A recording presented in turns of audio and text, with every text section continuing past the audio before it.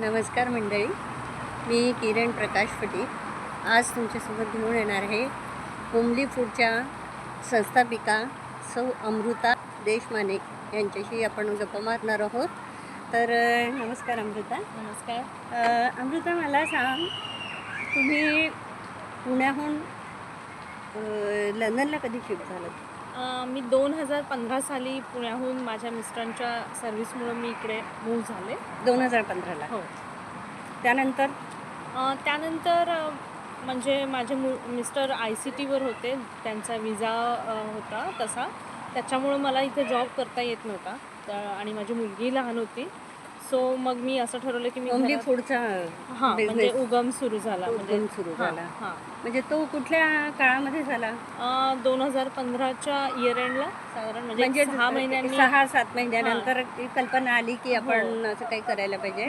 कारण मैत्रिणींनो, आपल्या भारतामध्ये जे अन्न, जे जेवण आपल्याला मिळतं ते ह्या लंडनमधील बेसिंगटोक या ठिकाणी सगळ्या हिंदू लोकांना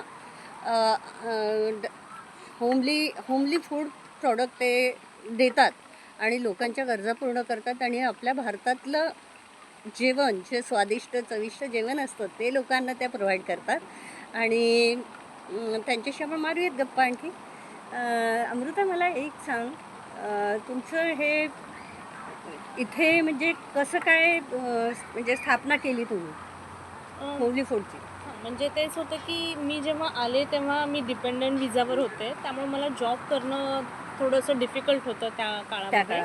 मग मी पहिले 4-6 महिने इथे आपल्या लोकांशी ओळखी केल्या आणि मग मी जेवण चांगलं, म्हणजे मला आवडतं लोकांना जेव घालायला, नवीन नवीन शेवटी भारतीय परंपरा आहे ती. त्याच्यामुळे मग मी मैत्रिणींना वगैरे असं जेवण करून चांगलं बनवून द्यायचे. मग त्यांनीच तुम्हाला कल्पना दिली की तू असं चालू करू शकतेस की दिवाळीचे पदार्थ किंवा मोदक किंवा वेगळ्या प्रकारचे असं तू सुरू कर, आणि बेसिंग स्ट्रोकमध्ये मिळत नाहीत हे गोष्टी, तर तू सुरू कर, असं त्यांनी मला प्रेरणा दिली. आणि मग मी हळूहळू म्हणजे 1-2च कस्टमर होते, मग दोघांनी 4 झाले, 4चे 6 झाले, असं करत करत ते बिल्ड झालं. मला मी असं ऐकलंय की तुझी सुरुवात एका आजींपासून झाली. हो, म्हणजे असं झालं की माझ्याच बिल्डिंगमध्ये एक आजी राहत होत्या, हँडिकॅप, केरळच्या होत्या त्या, आणि त्यांचा मुलगा आणि त्या राहत होत्या. मग त्यांना कुठून तरी समजलं की ती चांगलं जेवण बनवते. मग त्यांनी मला विचारलं, तर मी म्हटलं हो ठीक आहे, आता खालच्याच मजल्यावर जाऊन 2 मजले उतरूनच त्यांना आहे हा स्वयंपाक द्यायचा आहे. त्या काळात अशी तुला डोक्यात कल्पना पण नव्हती की असं काही पुढे होमली फूडची तू संस्थापिका होशील आणि बिझनेस असा वाढेल? नाही, नक्कीच नाही. म्हणजे मी गंमत म्हणून चालू केला होता, एक माझी हॉबी, आणि प्लस की घर सांभाळत, मला मुलीला सांभाळत मी काहीतरी करू शकत होते. सो मी स्टार्ट केला होता. त्यावेळी माझ्या डोक्यात हेच होते की हे 2 वर्ष संपले, प्रोजेक्ट संपला की पुण्याला जाऊन परत नोकरी चालू करायची आहे. पण मला वाटतं आता गेले 10 वर्ष तुम्ही इथेच आहात, बेसिंगटोकमध्ये, लंडनच्या बेसिंगटोकमध्ये आहात ना. तर 10 वर्ष आणि स्वतःचं घर पण तुम्ही आता इथे खरेदी केलं आहे.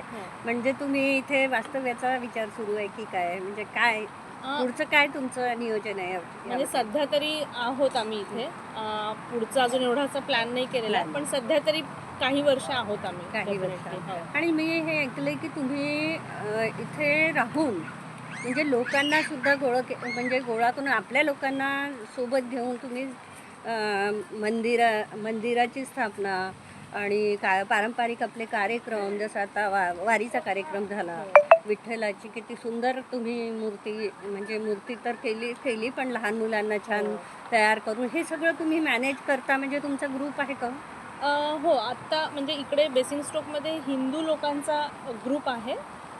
तिथे आता फक्त मराठी लोकांचं आहे आणि म्हणजे मग त्या पूर्ण हिंदू, म्हणजे त्यात हिंदी भाषिक पण आले? म्हणजे जो हिंदू ग्रुप आहे त्याच्यामध्ये हिंदी बोलणारी, मराठी, तमिळ, तेलुगू अशी सगळ्या प्रकारची हिंदू लोकांचा ग्रुप आहे.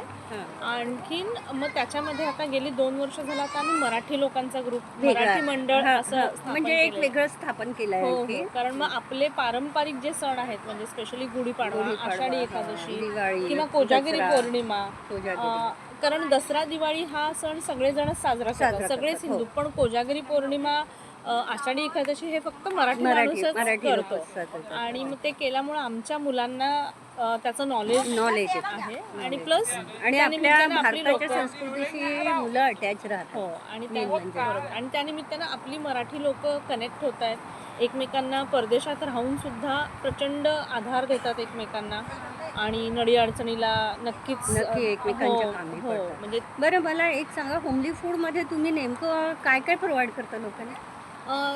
म्हणजे पूर्वी असं होतं की बरेचसे बॅचलर्स इथं होते शिक्षणाच्या निमित्तानं किंवा जॉबच्या निमित्तानं, मुली पण असायच्या आणि मी ज्या सोसायटीत राहत होते तिथे म्हणजे ते हार्ट ऑफ द टाऊन असल्यासारखं होतं, त्याच्यामुळे बरीच लोक होती.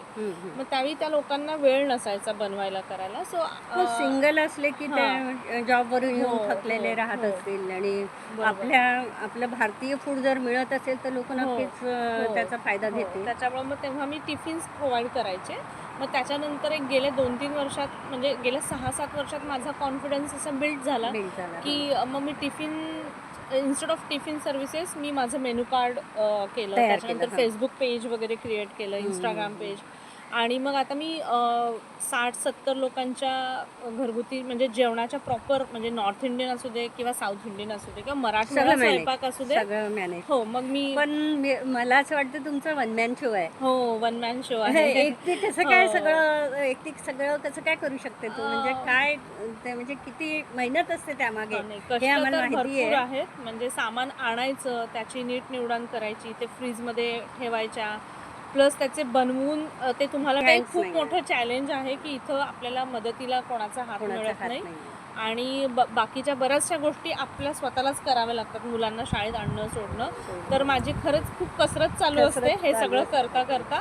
पण शेवटी काय, जेव्हा तुम्हाला एखादी गोष्ट आवडते तर तुम्हाला त्याचा थकवा येत नाही, तुम्ही कंटाळत नाही. बरोबर. म्हणजे मी जेव्हा रात्री सगळ्यांचे मेसेजेस वाचते माझ्या कस्टमर्सचे की अरे जेवण खूप छान झालेलं, आम्ही खूप दिवसांनी पुरणपोळी तो खाल्ली, आनंद काही वेगळाच हां, असतो. तो तो तर आनंद मला काही ते वेगळाच सगळं वाचून मला अशी शांततेत झोप लागते आणि मला एक समाधान वाटतं की मी आज कोणाच्या तरी आयुष्यात आनंद निर्माण करू शकते. मनाची शांतता दिली हो. हे याचा खूप आनंद कारण होतो. जेव्हा तुम्ही पुणे किंवा मुंबई किंवा तुमची लोकल प्लेस सोडता, त्याच्यात पहिली गोष्ट असते ती तुम्ही फॅमिली मिस करता आणि दुसरं असतं ते जेवण. जेवण तर सगळ्यात आधी हो. मिस करतात. त्यामुळं असं वाटतं की चला आपण कोणाला तरी खुश केलं, कोणाची हां, तरी कोणाचं मनाचं पार्टीमध्ये एखादं चांगलं आपल्या जेवणामुळं 4 चांद लागले, बरोबर. असं मला वाटतं. आणि मग आता मला एक सांगा, आता सध्या तुमचं काय म्हणजे किती दिवसाला म्हणजे तुम्ही तसं मी आता 2-3 दिवस बघितले मी की तुम्हाला वेळ नसतो. हो तर दिवसभरात तुमचं चालूच असतं काही ना हो काही. हो हो है ना? सध्या हो चालूच असतं. कारण तेच आहे की मी कधी असा एखादा दिवस जातो का की हो, आज हो. काही नाही, हो, शांत आहे मी हो, हो, बसून? हो, हो. म्हणजे होतं असं कधी? असं असं रोजच काम आहे असं नसतं, कारण मी आला काटे ऑर्डर स्वतः घेते. टिफिन असेल तर मग तुम्हाला स्वयंपाक रोजचा रोज जेवण बनवलंच पाहिजे. बनवलं. पण मी आता इंडिव्हिज्युअल हाऊसमध्ये शिफ्ट झाल्यामुळं मी म्हणजे लोक जसे ऑर्डर्स देतात त्यानुसार मग मी तेवढंच जेवण बनवून हां. त्यांना म्हणजे गेट टुगेदर आहे कारण काही. गेट टुगेदर हां. हे कार्यक्रम वगैरे तुमचे होत हो, राहतात. हो. पण है मग ना? असं मग त्यावेळेला तुमचंच फूड असेल ना? नाही असं काही असं काही मी नसतं? तिथे व्हॉलंटिअरिंग करायला जाते. तिथे मी मग चार्ज तिथे वेळ मिळत नाही. हां. वेळ पण मिळत नसेल.